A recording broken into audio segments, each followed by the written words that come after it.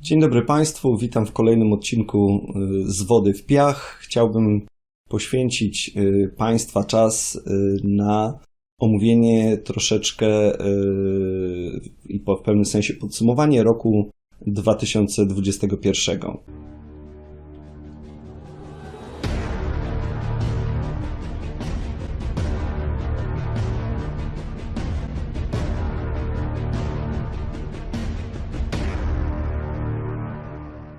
Wydaje mi się, że był to rok dla Fundacji udany. Udało się na przykład otworzyć kolejnych 13 miejsc pracy. Jest to teoretycznie mniej niż w roku 2020, ale z kolei były to projekty często większe, na przykład piekarnia i obejmujące więcej niż jedną rodzinę. Do dnia dzisiejszego takich projektów otworzyliśmy 94. No i mamy nadzieję, że w tym roku dzięki Państwa wsparciu przekroczymy 100, chociaż dla nas jest to tylko liczba i nie podchodzimy do tego w sposób statystyczny, ponieważ tak samo będą one potrzebne dla 101 osoby, jak i dla 100. Z swojej strony chciałbym w tym miejscu Państwu podziękować, ponieważ projekt, który zaczął się w roku 2017 od zupełnego impulsu i próśby ludzi tam na miejscu, rozwinął się dzięki Państwa pomocy w coś, co widać po prostu, kiedy tam jeździmy. Jeżeli idziemy ulicą małego miasteczka i widzimy wzdłuż tej głównej ulicy 10 miejsc pracy otwartych dzięki Polakom, kiedy odwiedzamy te rodziny, które mają możliwość własną pracą zarabiać na siebie i nie są postawione w sytuacji, kiedy są uzależnione od pomocy zewnętrznej, czyli mówiąc krótko, od żebrania, to naprawdę przywraca nadzieję. Ja, będąc w Iraku w lipcu, odwiedziłem sam tych projektów około 10 czy nawet ponad 10 i za każdym razem każda odwiedzona rodzina daje nam ogromną energię i chęć robienia dalej tego, co robimy w Państwa imieniu, ponieważ to po prostu ma sens. Ja nie zapomnę widoku warsztatu tapicerskiego i zapracowanego i mającego pełno zleceń pana oraz nad warsztatem przybitych zdjęć jego dzieciaków, które towarzyszą mu w ten sposób w pracy.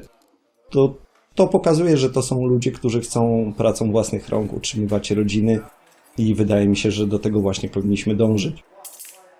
Oprócz projektu Dobra Praca przez cały rok wspieraliśmy 2 ośrodki opiekujące się dziećmi. Jeden to jest razem z Fundacją Our Bridge, ośrodek w miejscowości Kankę. Pod opieką regularną jest prawie 400 dzieciaków, a drugi założony dzięki współpracy z Sinjar Charity Organization i dzięki Fundacji Pomocy Dzieciom w Żywcu, ośrodek w największym dzikim obozowisku w Iraku, w północnym Iraku. Mówimy tutaj o Sardaszti w górach Sinjaru. Tam pod opieką jest już ponad 100 dzieciaków i są to głównie Państwa pieniądze, które przekazaliście nam z 1%, więc jeszcze raz dziękujemy. Jest styczeń, niedługo znowu będziecie Państwo mieli możliwość podjęcia takiej decyzji. Zachęcam do wejścia na naszą stronę internetową, zakładka na czerwono u góry 1%, tam przeczytacie Państwo, jak we współpracy z Fundacją Pomocy Dzieciom w Żywcu możemy razem pomóc tym dzieciom. A znowu, jest to budujące widzieć teraz w zimie uśmiechnięte dzieciaki w trakcie zajęć w ogrzewanym pomieszczeniu, mające możliwość rozwoju pomimo bardzo niesprzyjających warunków meteorologicznych i z tego, jak dookoła ludzie żyją 8 lat po ludobójstwie nadal w namiotach. To z takich rzeczy, które mogę Państwu powiedzieć, użyć określenia cyklicznych. Oczywiście w tym roku, jak zawsze, robiliśmy bardzo dużo projektów, które były odpowiedzią na potrzeby przekazywane nam przez mieszkających na miejscu ludzi. I bardzo różne, od pomocy medycznej, od pomocy na przykład rodzinie, w której ktoś po kilku miesiącach wybudził się ze śpiączki, po nie do końca udanej operacji mózgu, po wsparcie kupowania leków, wsparcie opieki medycznej kobiety z problemami kręgosłupa, która dzięki lekarzowi w Polsce prawidłowej postawionej diagnozie i odpowiednio dobranym lekom wchodzi i sama zajmuje się swoimi pociechami. po takie rzeczy, które mamy co roku, czyli teraz znowu prośby z Sardaszti o płachty namiotowe, bo ludzie zimą przeciekają im pomieszczenia i namioty i w warunkach zimowych temperaturze koło zera rozmarzający śnieg i padające deszcze powodują, że zalewane są ich namioty. Po paliwo do piecyków po to, żeby po prostu rodziny wielodzietne mogły nie marznąć w zimie i żyć w ludzkich warunkach. No, przypominam, że koszt ogrzewania takiej rodziny przez 4 miesiące to jest koszt 100 euro. 40-litrowy baniak z naftą kosztuje 25 euro. To wystarcza na miesiąc ogrzewania namiotu. Więc no, suma wydawałoby się z jednej strony w porównaniu z sumami, o jakich mówimy tutaj w Europie, kiedy komuś pomagamy, stosunkowo nieduża, a tam te 100 zł no, ma ogromne znaczenie. Dlatego zachęcam Państwa, żebyście dalej nas wspierali. Jeszcze raz dziękuję za wszystko, co zrobiliście. Mamy oczywiście kolejne projekty z takich ważniejszych, które chciałbym wymienić. Oprócz tego, że dalej będziemy wspierali ośrodki opiekujące się dziećmi, będzie to, że chcemy odbudować szkołę. Środki na to uzyskaliśmy dzięki zbiórce naszej skromnej, ale którą główną część środków przekazał nam pan Otoka Frąckiewicz.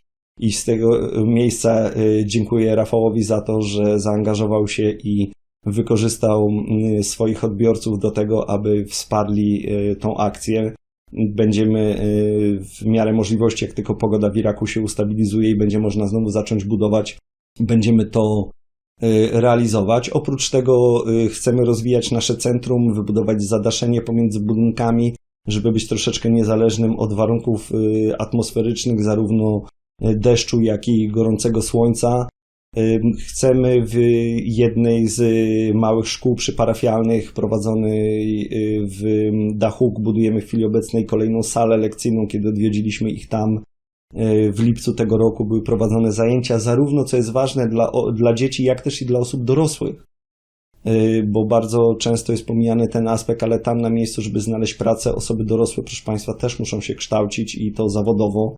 Dlatego ta mała społeczność chrześcijańska jest dość dobrze zorganizowana. Ludzie pomagają sami sobie, ale muszą mieć miejsce, żeby się spotkać, muszą miejsce gdzieś, żeby te zajęcia prowadzić. Dlatego w takiej dużej, pustej przestrzeni, niezagospodarowanej właściwie, bo stoją tam tylko krzesła i jest mały podest na występy artystyczne, została wydzielona przestrzeń na dobudowanie kolejnej sali lekcyjnej dla dzieciaków i dorosłych.